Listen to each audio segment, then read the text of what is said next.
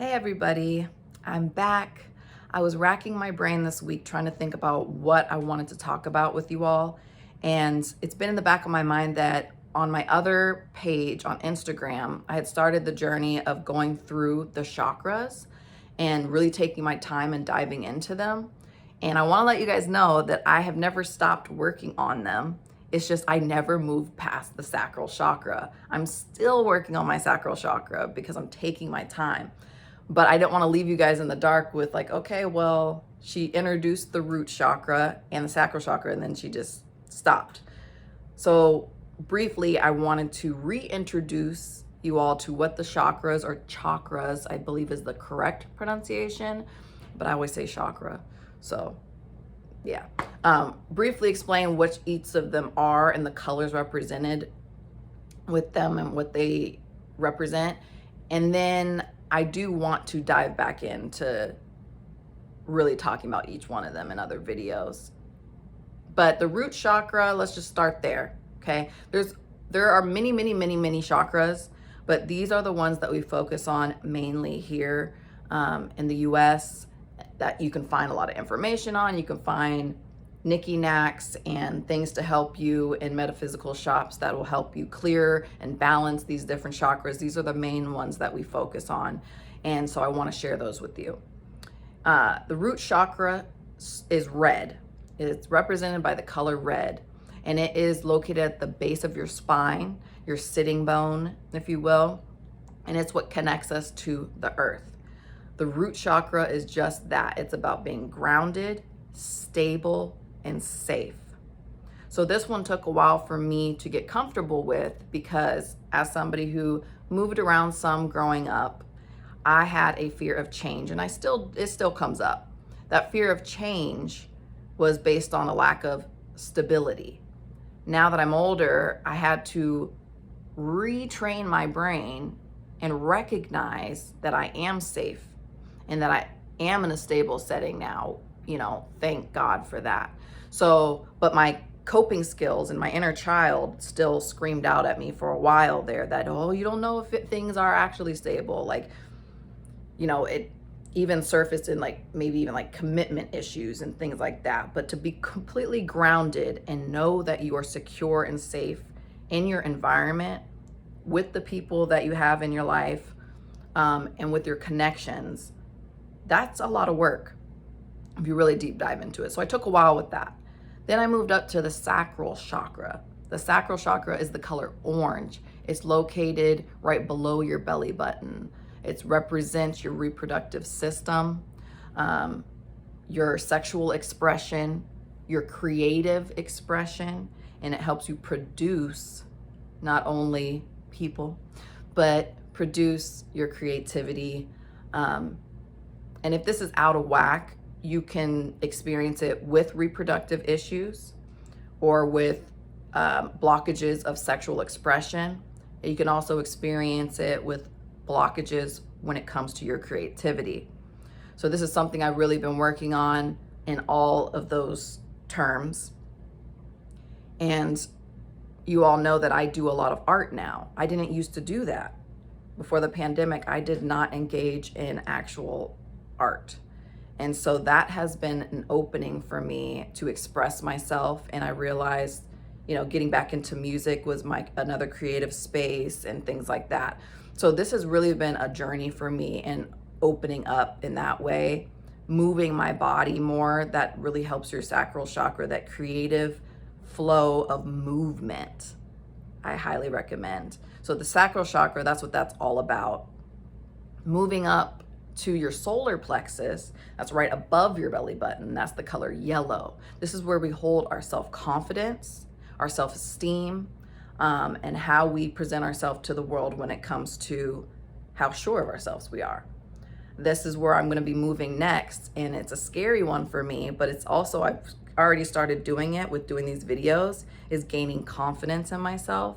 And yellow is bright and brilliant and stands out, and you can't help but look at it and see it. A lot of people don't wear the color yellow. I'm just thinking about that, at least not like bright yellows.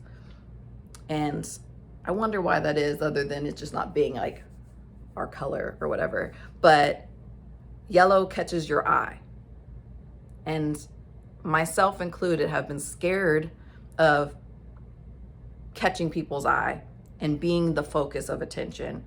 So yellow, when I think about the solar plexus, I think about that and how it's okay to shine. And those are like affirmations that I've been starting to say. It's like, it's, you know, you are worthy of shining. You're worthy of being confident, things like that. That's what your solar plexus represents. So really all those thoughts in your head about how you really view yourself. Moving up, we have our heart chakra, which is the color green. The heart chakra deals with all things of the heart when it comes to trusting people, when it comes to allowing love to come into your life, loving yourself, loving those around you, being able to share love with others. It's all of those things. Even some of those commitment issues pop up when it comes to the heart chakra. So forgiveness, being able to forgive people, all it revolves around that green heart chakra.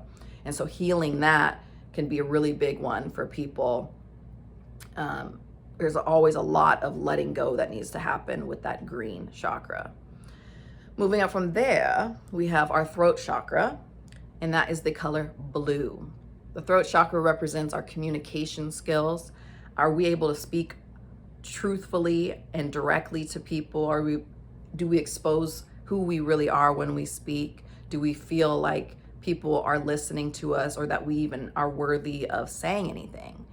That's that blue communication. You know, if you get a lump in your throat, that happens to me. Like when I feel like there's a message I need to say, I'll get that lump in my throat, like, oh, I can't like swallow correctly, or I don't know. It literally feels like a lump in your throat. I don't know. So that for me represents the blue, and that's what the chakra, you'll see if you research it, it's blue. Moving up from there, we have our third eye chakra, which is represented by the color indigo, which is a bluish purple color. You know it when you see it. But that represents our intuition. I feel like people are pretty aware of what the third eye represents. But yes, intuition, seeing things for what they truly, truly are, instead of with a facade in front of it. So when you are opening your third eye, you're able to better communicate with spirit. You're able to see through people and see their true intentions, and read people.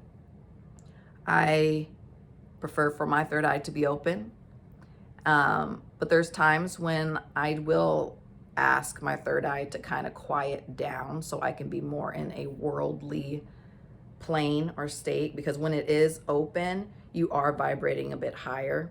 And we'll talk about that more in depth in another video.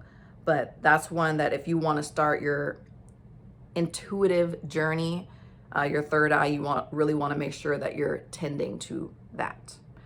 And then right above that, we have the crown chakra. That's the top of our head, and that is violet or purple, however you want to say it. But this represents wisdom, and it is the energy center of where we receive information from the universe, from above, from the heavens. This is where I get my downloads from spirit. So making sure that this is healthy and open, and protected too. That's why the head is so important. I do believe it's part of the reason why some religions cover their head. I won't speak specifically on which ones and stuff, but I know that there are some religions that know how important it is to protect the head. Protect the head and the neck, because this is where information is funneled through, is channeled through, and it's also where people can spiritually attack. So you want to make sure that you're protecting your head. So the wisdom that's coming through is the color purple through your crown chakra. So those are the main ones. We have the crown, the third eye, the throat, the heart, solar plexus, sacral, and root. I want to talk about these in detail and the importance of color recognition and association going along with those, but I wanted to give like this little re-intro, like I said, to what these are. I am going to be moving up to the solar plexus soon, which I'm excited about, and I feel ready to do so.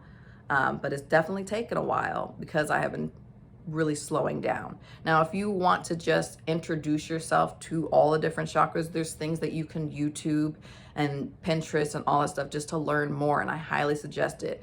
I highly suggest getting crystals that associate with the different ones, listening to different meditations that are associated to each of the different chakras, so you can personally get to know them and where you discover if your chakras are balanced or blocked or ready to feed you with more information and wisdom and whatnot. So I hope all of this makes sense. As usual, I always suggest you do your own research. Did I say that right? I don't know. I feel like I've been talking a long time now. But yeah, so that's it. I'm excited to continue this journey with you guys and to reopen that little bit of a series of moving up my chakras and how it's been going for me. But want to reintroduce that, okay? The chakras. All right.